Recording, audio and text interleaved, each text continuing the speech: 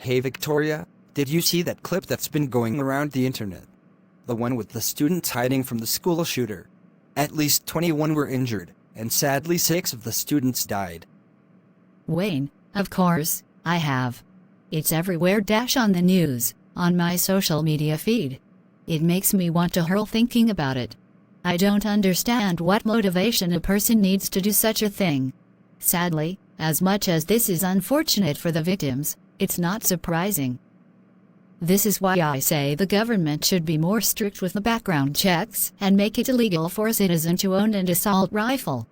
But then that takes away from the Second Amendment, doesn't it? The right to bear arms, I mean. If we banned guns, then what about the rights of our law-abiding citizens? People, for example, who use it for sports, for self-defense, and against a tyrannical government. That mass shooting that is now spreading around isn't the only mass shooting that has come to happen in America. Since 1985, there has been a known total of 47 mass shootings that involve semi-automatic rifles. Doesn't that scare you? If we completely abandon that approach, then how else would we reduce the violent crime rate?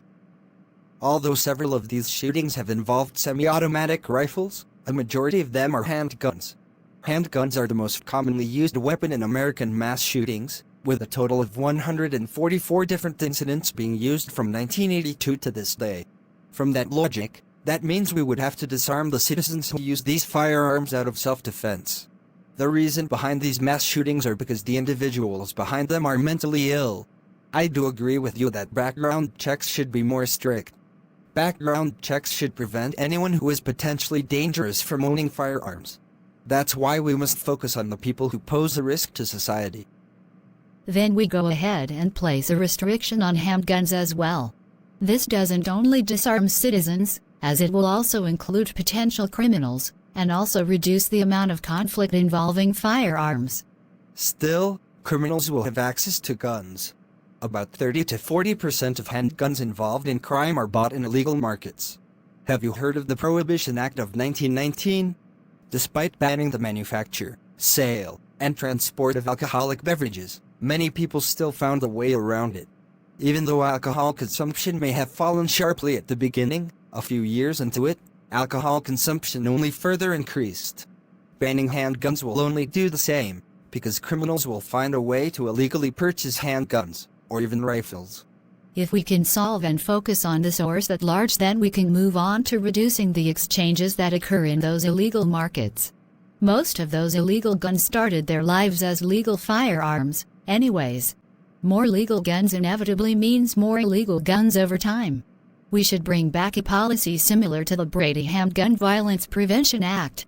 There was a follow-up study that found out about 2.1 million gun purchases between 1994 and 2014, with an average of 343 purchases per day.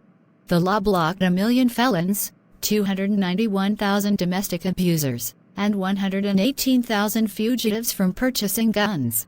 Background checks done on a local level should result in a slightly lower rate of gun-related incidents.